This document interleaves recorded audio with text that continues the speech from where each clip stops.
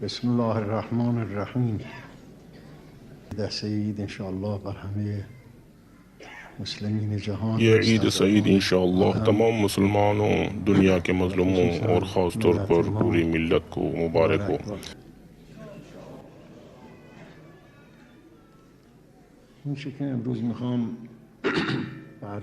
آج جو بات آپ کی خدمت میں عرض کرنا چاہتا ہوں وہ انتظار فرج کے بارے میں مختلف نظریات ہیں۔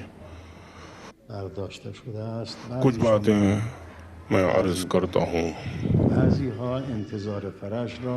بعض لوگ انتظار فرج کو یہ سمجھتے ہیں کہ مسجد میں، حسینیہ میں یا اپنے گھروں میں بیٹھ کر دعا کریں اور امام زمانہ علیہ السلام کے ظہور کے لیے خدا سے دعا کریں۔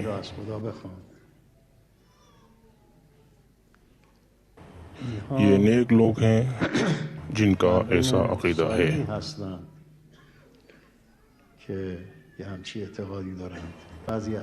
بلکہ ان میں سے بعض کو میں پہلے جانتا تھا۔ بہت نیک انسان تھا، ایک گھوڑا بھی خرید رکھا تھا، ایک تلوار بھی رکھی ہوئی تھی اور حضرت صاحب علیہ السلام کے منتظر تھا۔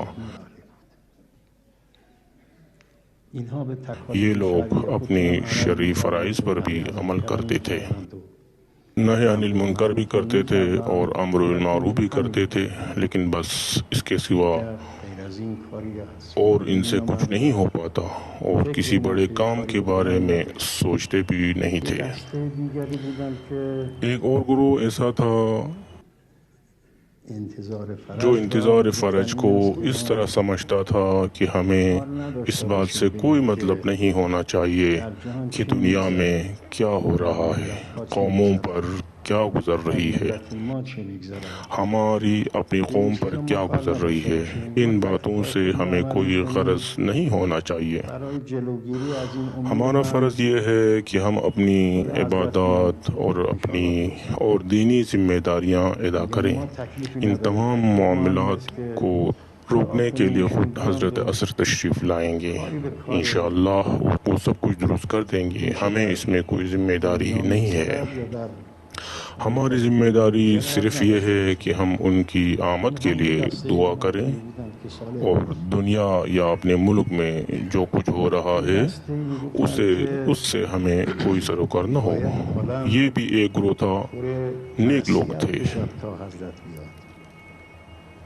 ایک گروہ کہتا تھا کہ اچھا، دنیا کو معصیت، گناہوں سے بھر جانا چاہیے تاکہ حضرت اجل اللہ تعالی فرج شریف تشریف لے آئیں، اور ہمیں نہی عن المنکر نہیں کرنی چاہیے اور امر بالمعروف بھی نہیں کرنا چاہیے تاکہ لوگ جو چاہیں کریں، گناہ زیادہ ہوں تاکہ ظہور فرج قریب آ جائے۔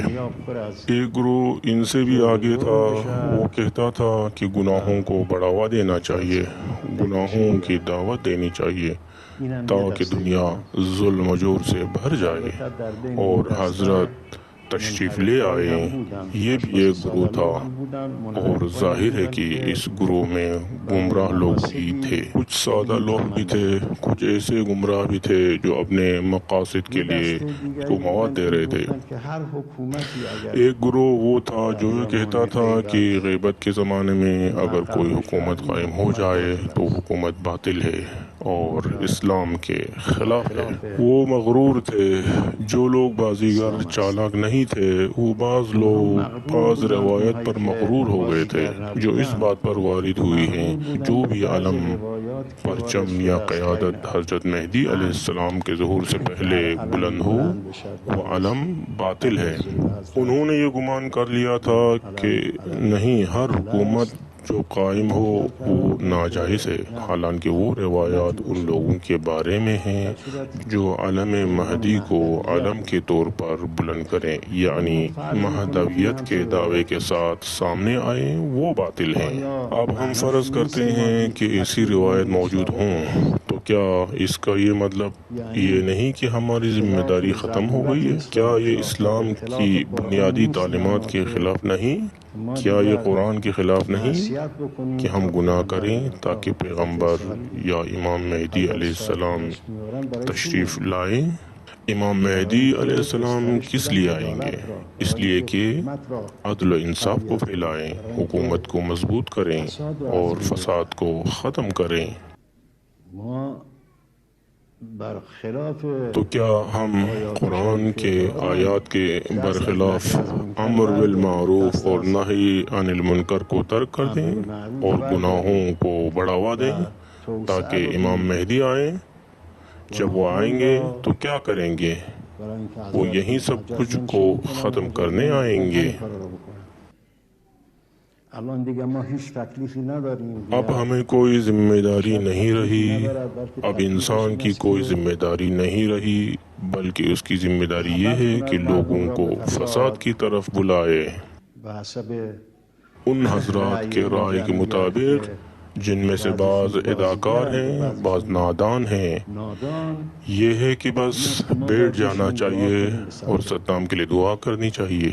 جو کوئی صدام پر لعنت بھیجے وہ غلط کام کر رہا ہے، کیونکہ حضرت امام زمانہ دیر سے آئیں گے، اور کوئی صدام کے لیے دعا کرے کیونکہ وہ فساد کرتا ہے۔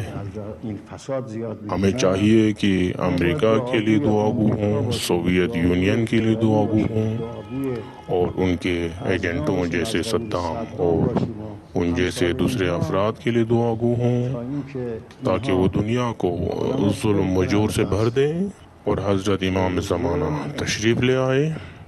جب حضرت تشریف لائیں گے تو کیا کریں گے تاکہ ظلم و جور کو ختم کریں؟ وہی کام جو ہم کر رہے ہیں، اور ہم دعا کر رہے ہیں کہ ظلم و جور باقی رہے۔ حضرت تو اسی کو ختم کرنے آئیں گے۔ اگر ہمارے ہاتھ میں ہوتا، اگر ہمیں قدرت حاصل ہوتی، تو ہمیں چاہیے کہ ہم دنیا سے تمام ظلم و جور کو ختم کریں۔ یہ ہمارا شرعی فریضہ ہے، البتہ ہم اس پر قادر نہیں ہیں۔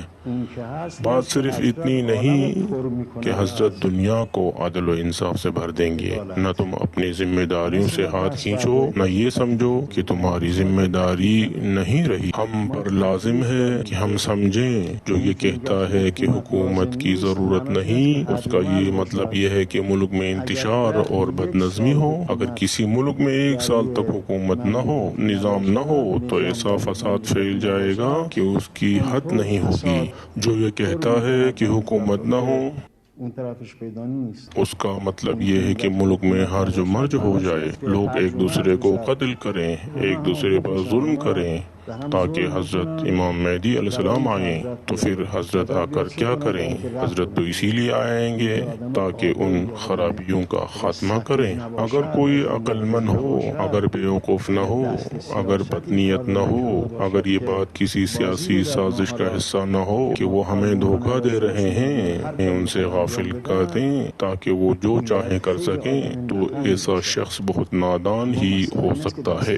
مگر مسئلہ یہ ہے کہ اس میں سیاست کا ہاتھ تھا، جیسے کہ انہوں نے ملتوں، مسلمانوں اور دنیا کے دیگر اقوام کو یہ بات ذہن نشین کروائی تھی کہ سیاست تمہارا کام نہیں ہے، تم اپنے کام سے کام رکھو، اور جو سیاست سے متعلق ہے اسے بادشاہوں کے حوالے کر دو۔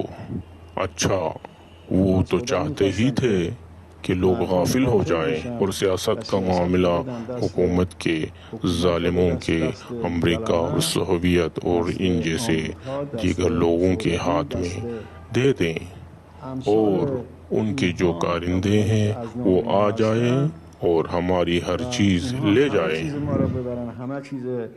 مسلمانوں کی ہر چیز چھین لیں، کمزوروں کی ہر چیز ہڑپ لیں، اور ہم بیٹھ کر کہیں کہ حکومت نہیں ہونی چاہیے۔ یہ تو ایک احمقانہ بات ہے، لیکن چونکہ سیاست کا عمل دخل تھا، انہوں نے ان غافل افراد کو کھیل کا حصہ بنا لیا، اور انہیں کہہ دیا کہ تمہیں سیاست کے کوئی واسطہ نہیں، حکومت ہمارے سپرد کر دو، تم مسجدوں میں جا کر نماز پڑھو، تمہیں ان کاموں سے کیا مطلب؟ یہ جو لوگ کہتے ہیں کہ جب بھی کوئی حکومت قائم ہو یا کوئی نظام بلند ہو تو وہ ظہوری ایمان کے خلاف ہے، یہ لوگ نہیں سمجھتے کہ وہ کیا کہہ رہے ہیں۔ ان کے اندر یہ باتیں زبردستی داخل کی گئی ہیں تاکہ وہ یہ باتیں کریں، وہ خود نہیں جانتے کہ وہ کیا کہہ رہے ہیں۔ یہ کہنا کہ حکومت نہ ہو یعنی لوگ ایک دوسرے کو ماریں، آپس میں لڑیں، ایک دوسرے کو تباہ کریں اور اللہ کے واضح احکامات کے خلاف عمل کریں۔ اگر ہم فرض بھی کریں کہ ایسی باتوں کے حق میں 200 روایات بھی موجود ہوں تو ہم ان سب کو دیوار پر دے ماریں کیونکہ وہ قرآن کے خلاف ہیں۔ اگر کوئی روایت یہ کہے کہ نہی از منکر نہیں کرنا چاہیے تو اسی روایت کو بھی دیوار پر مار دینا چاہیے۔ بلکہ میں نے سنا ہے کہ کچھ لوگ یہاں تک کہتے ہیں کہ موجودہ حالات میں جیسا کہ ایران میں ہے اب ہمیں اخلاقی تربیت کی ضرورت نہیں ہے۔ یہ بالکل غلط بات ہے۔ کیا یہ ضروری ہے کہ اخلاقی استاد صرف اسی وقت ہوں جب ہر طرف فساد ہو، شراب خانے کھلے ہوں اور گناہ کے اڈے عام ہوں؟ اگر کہیں حالات اچھے ہوں تو وہاں اخلاق کی تربیت ضروری نہیں، یہ تو فضول بات ہے۔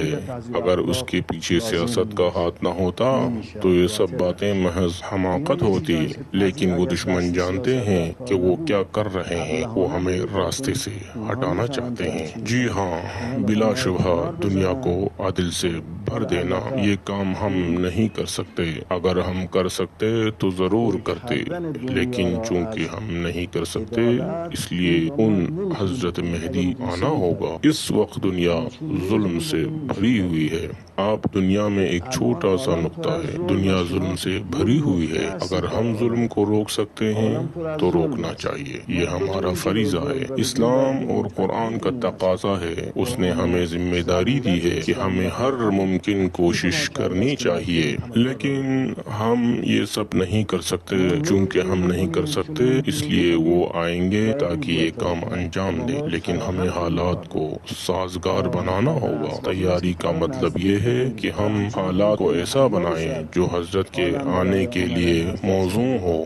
بہرحال یہ جو مصیبتیں مسلمانوں پر نازل ہوئی ہیں اور بیرونی سیاستوں نے انہیں مزید ہوا دی ہے، یہ سب ان کو لوٹنے اور مسلمانوں کی عزت کو مٹانے کے لیے ہے، اور بہت سے لوگ اس بات پر یقین کر بیٹھے ہیں۔ شاید آج بھی بہت سے لوگ یقین رکھتے ہوں کہ حکومت نہیں ہونی چاہیے، حکومت صرف حضرت صاحب عرص علیہ السلام کے زمانے میں ہونی چاہیے اور ان کے علاوہ ہر حکومت باطل ہے۔ انشاءاللہ خدا ان لوگوں کو اصلاح کی توفیق دے، اور امید ہے کہ خدایا یہ دن ہم سب کے لیے، آپ سب کے لیے مبارک بنائے، ظالموں کے ہاتھ کاٹے،